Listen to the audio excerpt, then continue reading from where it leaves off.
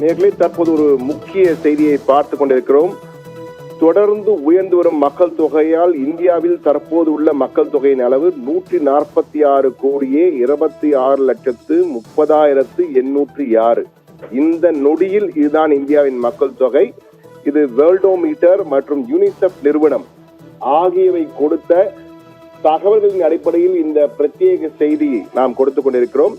அதாவது ஒரு நாள் பிறப்பு என்பது 67,000 பேர் பிறக்கிறார்கள் இந்தியாவிலே. ஒரு நாள் 67,385. கடந்த ஆண்டு 2020 ஆண்டு தரவுகளின் அடிப்படையில் கூறுகிறேன். ஒரு நாளில் இந்தியாவில் பிறப்போர் இன்னைக்கு 67,385. ஒரு மாதத்தில் என்று பார்த்தால் 20,610,000 ஆகும்.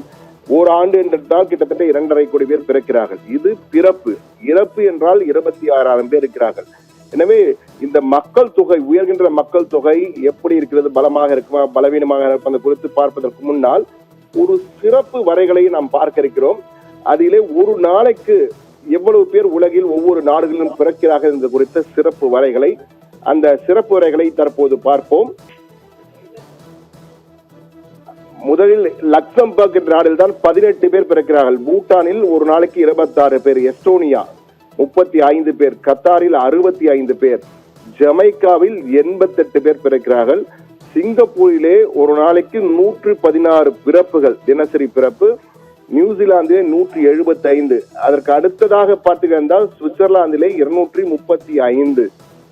முக்கிய நாடுகளை மட்டும் கொடுத்துக் கொண்டிருக்கிறோம். உக்ரைனிலே 505, தென்கொரியாவிலே 788, ஆஸ்திரேலியாவிலே 826, வடகொரியாவிலே 927, கனடாவிலே 1040, இத்தாலி 1112 பேர் தினசரி பிறக்கிறார்கள் ஐரோப்பாவின் இத்தாலியிலே. மலேசியாவிலே 1389 பேர் பிறக்கிறார்கள். சவுதி அரேபியாவிலே 1662 பேர் பிறக்கிறார்கள். தாய்லாந்திலே 1709, பிரான்சிலே 1839, யுனைடெட் கிங்டம் என்று அழைக்கின்ற இங்கிலாந்து நாட்டிலே 1856, ஜெர்மனியிலே 2068, ஜப்பானிலே 2209. அடுத்ததாக அடுத்த நாடு நீங்கள் பார்க்கலாம்.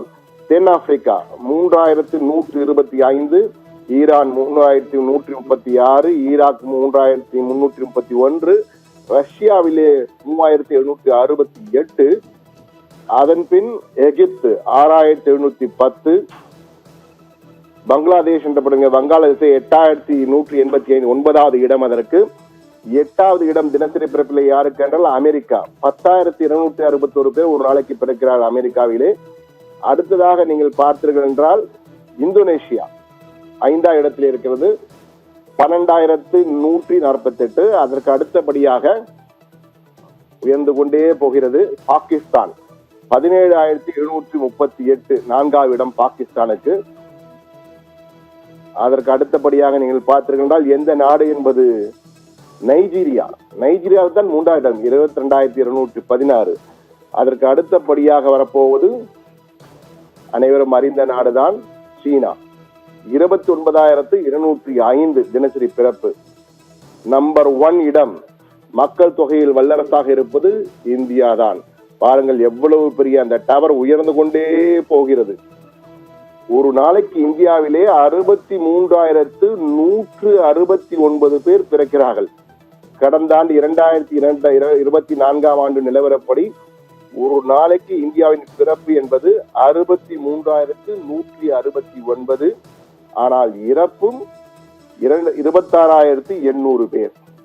கிட்டத்தட்ட 26,800 பேர் ஒரு நாளைக்கு இறக்கிறார்கள் இந்தியாவிலே. 63,169 பேர் பிறக்கிறார்கள். இதை வைத்து பார்க்கும் பொழுது கிட்டத்தட்ட 40,000 பேர் உயிர் வாழ்கிறார்கள். மற்றவர்கள் 26,800 பேர் இறந்து விட்டதால் 40,000 பேர் உயிர் வாழ்கிறார்கள். அப்படி என்று பார்த்தால் ஒரு நாளைக்கு 40,000 என்றால் 10 நாளைக்கு 4 லட்சம், ஒரு மாதத்திற்கு 12 லட்சம், ஒரு ஆண்டு எடுத்து பார்த்தால் கிட்டத்தட்ட 2 கோடி பேர் இந்தியாவிலே மக்கள் தொகையிலே கூடுதல் எண்ணிக்கையை உயர்த்தி கொண்டிருக்கிறார்கள் என்பதுதான் தற்போது கிடைத்த தகவல். இந்த நிலையிலே தற்போது நாம் பார்க்கும்போது 1,146,00,000 கோடியே 26,31,475 பேர் இந்தியாவின் மக்கள் தொகை தற்போது இருக்கிறது.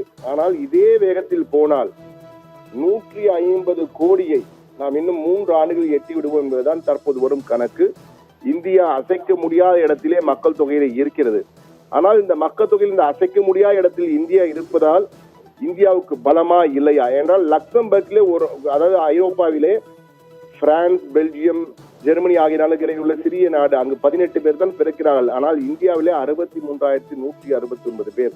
இந்தியாவுக்கும் சீனாவுக்கும் உள்ள வித்தியாசமே பார்த்தீங்கன்னா 26 63, கிட்டத்தட்ட 40,000 பேர் அதிகமாக பிறக்கின்றார்கள். இந்தியாவிலே தொடர்ந்து அந்த மக்கள் தொகை உயர்ந்து கொண்டே வருகிறது.